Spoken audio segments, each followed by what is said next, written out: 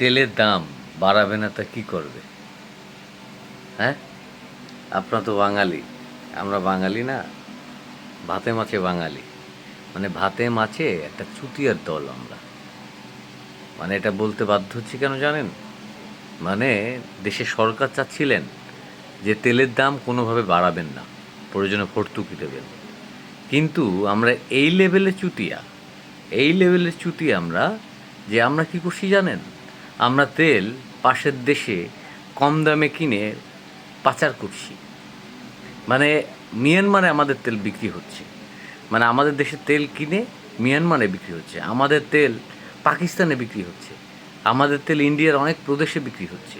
মানে কম দামে তেলটা কিনে তারা পাচার করছে। শুধু এটা না, মানে আপনার 5 লিটার লাগবে, সেখানে আপনি 10 লিটার নিয়ে 15 লিটার নিয়ে আপনি ঘুরে ঘুরে সারাদিন কাজকাম না করে এই এই মানে আপনার তেল পাম্পে তেল কিনে কিনে আপনি এবারে চড়া দামে বিক্রি করছেন। অনেকে তো লাইনে দাঁড়ানোর সময় নেই বা ইচ্ছে করছে না, যার টাকা আছে অনেক, সে চিন্তা করছে যে 120-30 টাকা দিয়ে লিটার কিনবো, ও কিনে সে 250 টাকা লিটার বিক্রি করছে। এখন সরকার কী করবে বলেন? যদি সরকার এখন বাধ্য হয়ে তেলের দামটা বাড়াইতে হচ্ছে, বিশ্বের সঙ্গে তাল মিলিয়ে এখন তেলের দাম বাড়াইতে হচ্ছে, এছাড়া কোনো উপায় নেই। আর না, যে তেল আসছে বাংলাদেশে, যে তেল আসে তাতে পর্যাপ্ত পরিমাণের তেল রয়েছেন, পর্যাপ্ত পরিমাণের তেলের যোগান রয়েছেন। কিন্তু আমরা এত লেভেলের বাঙালি, মানে ওই বললাম না, ডট ডট টিয়া লেভেলের বাঙালি। আমাদের কাজ, আমরা ব্যবসা করব নিজের স্বার্থের জন্য, সব কিছুর ঊর্ধ্বে আর কি। আমার সব কিছু একদিকে যাবে আর আমি একদিকে যাব, মানে আমার আগে আমি, আমার পরে আমি, অর্থাৎ দেশের মানুষ কোথায় যায় সেটা আমাদের বিচার বিশ্লেষণ করা সম্ভব না। দেখুন, জনাব তারেক রহমান দুর্নীতির একদম গলা চেপে ধরছেন, খোদার কসম লাগে। উনি একদম সৎ এবং সততার সহিত দেশ পরিচালনা করছেন। হ্যাঁ, ভুল হতেই পারে, মানুষ তো, উনি তো ফেরেশতা না, উনি তো স্বয়ং সৃষ্টিকর্তা না। ওনার 10টা কাজ করলে একটা ভুল হতেই পারে। হ্যাঁ, এই ভুলটা নিয়ে আপনারা সমালোচনা করেন, কিন্তু আপনারা চিন্তা করেন, মানে এই বিশ্বের যেখানে সারা পৃথিবীর তেলের দাম বেড়ে গেছে, সেখানে জনাব তারেক রহমান চাইছে যে না, আমার দেশের মানুষের যদি তেলের দাম বেড়ে যায়, সব কিছুর দাম বেড়ে যাবে। তেলের দাম যদি বেড়ে যায়, আমি যদি তেল থেকে লাভ করতে চাই, তাইলে কিন্তু আমার সব কিছুতে লস গুনতে হবে, অতএব আমার জনগণ কষ্ট পাবে। সেই জন্য কিন্তু তেলের দাম সে বাড়ায়নি, সে তেলেতে ভর্তুকি দিচ্ছে। মানে তেলের দামটা বাড়াইলেই আমার সব কিছুর দাম বেড়ে যাবে।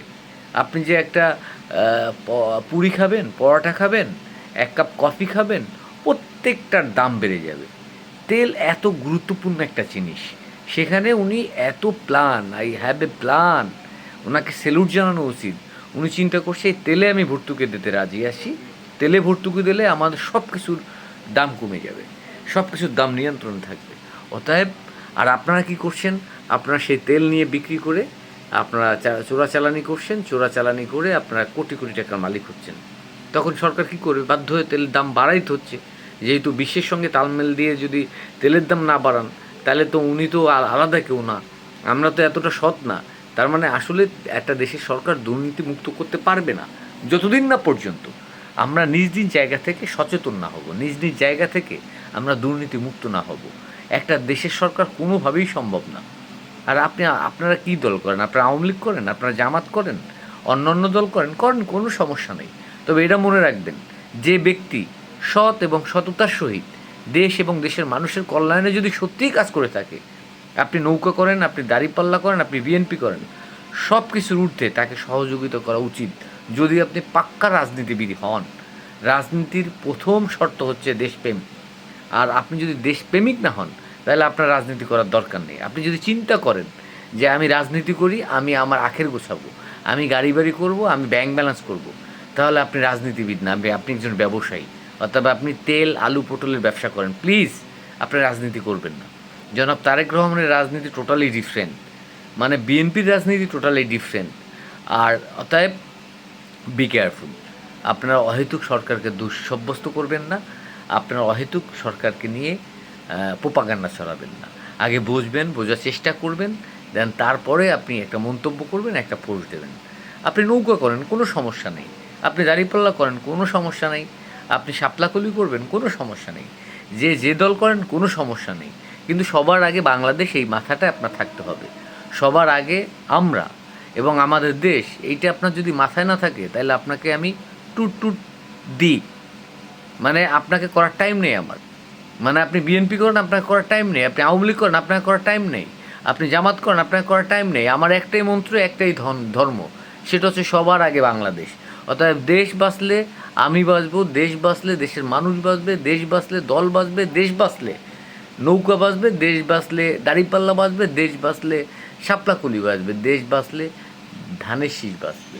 অতএব সবার মাথায় রাখবেন, যে ব্যক্তি, যে সরকার সৎ এবং সততার সহিত দেশ পরিচালনা করবে এবং দেশের মানুষের কল্যাণে কাজ করবে, তাকে আমরা সব কিছু একদম পিছনে ফেলে চোখ বন্ধ করে তাকে আমরা সহযোগিতা করব। হ্যাঁ, আমরা দেখি 2-3টা বছর তাকে সহযোগিতা করে দেখি, নির্বাচনের আগে আগে আমরা তার ভুল ত্রুটি ধরে তারপরে আমরা প্রতিবাদ করি। নির্বাচনের আগে আপনারা আন্দোলন করেন, কোনো সমস্যা নেই, কিন্তু এখন যদি আপনারা তাকে কাজ করতে না দেন, এখন দেখেন সারা বিশ্বে একটা যুদ্ধ লেগে গেছে, সেখানে আমাদের প্রজন্মকে নিয়ে তো ভাবতে হবে ভাই, তাই না? এখন এটা সারা বিশ্বে যুদ্ধ বাজে, মানে এটা তৃতীয় বিশ্বের দামামা বাজছে, সেখানে আমাদের এখন কি করা উচিত? আমাদের নতুন প্রজন্মকে নিয়ে তো ভাবতে হবে। এখন যদি আমরা সরকারকে প্রশ্নবিদ্ধ করি, সরকারকে তার সুন্দর প্ল্যানকে বাধাগ্রস্ত করি, সে কিভাবে দেশটা এবং দেশের মানুষগুলোকে কিভাবে সুন্দরভাবে সামনের দিকে নিয়ে যাবে সেই প্ল্যান করবেন, প্রত্যেকটা সেক্টরে কীভাবে কাজ করবে, সেখানে আমরা তার ভালো দিকগুলো নিয়ে প্রশংসা করি এবং খারাপ দিকগুলো নিয়ে আমরা সমালোচনা করি, সেটা না করে আমরা নৌকার পক্ষে সাফাই করছি, আমরা ধানের শীষের পক্ষে সাফাই করছি, আমরা দাড়িপাল্লার পক্ষে সাফাই করছি, আমরা কি জানি এই শাপলাকলির পক্ষে সাফাই করছি। কেন ভাই? মানে আমার মুখ আছে বলে আমি গালাগালি দেবো? আমি তো শেখ হাসিনার বিরুদ্ধে গালাগালি দিতে পারি না? আমাকে এখন থামাবে কে? কিন্তু না, আমি তো কখনো শেখ হাসিনার বিরুদ্ধে গালাগালি দিচ্ছি না, আমি তাকে সম্মান দিয়ে কথা বলি, তিনি সাবেক প্রধানমন্ত্রী, এবং আমি তার খারাপ কাজগুলোর সমালোচনা করি। সে যে স্বৈরাচারী কাজ করছে, দোষরী কার্যকলাপ করছেন, সেইগুলোর আমি নিন্দা করি। তার মানে কি, আমার কথার মধ্যে তো একটা লাগাম থাকতে হবে। আজকের আর শেখ হাসিনা নেই, সাবেক প্রধানমন্ত্রী নেই, তার মানে আমি ইচ্ছা মতন গালিগালাজ করলাম, এটা তো ভদ্রতা না, এটা রাজনৈতিক ভাষা হতে পারে না। তার মানে আপনার জনাব তারেক রহমান আমাদের প্রধানমন্ত্রী, তিনি ভুল করতেই পারেন, আপনার বিচার বিশ্লেষণে তার ভুল হতেই পারে। তার মানে আপনি যেটা ভাববেন বা আমি যেটা বলছি সেটাই তো কিতাব না। তার মানে আপনি আপনার চিন্তার জায়গা থেকে আপনার মনে হয়েছে সেটা ভুল, কিন্তু সেটা তোর শালীনতা বজায় রেখে আপনার বলতে হবে, আপনার প্রতিবাদ করতে হবে। এখন আপনি তার পরিবারকে, তার পুরো বংশকে নিয়ে আপনি গালিগালাজ করবেন, একটা লিমিট থাকা উচিত। লিমিট ক্রস করবেন না, লিমিট ক্রস করাটাই ভদ্রতা নয়। Be careful.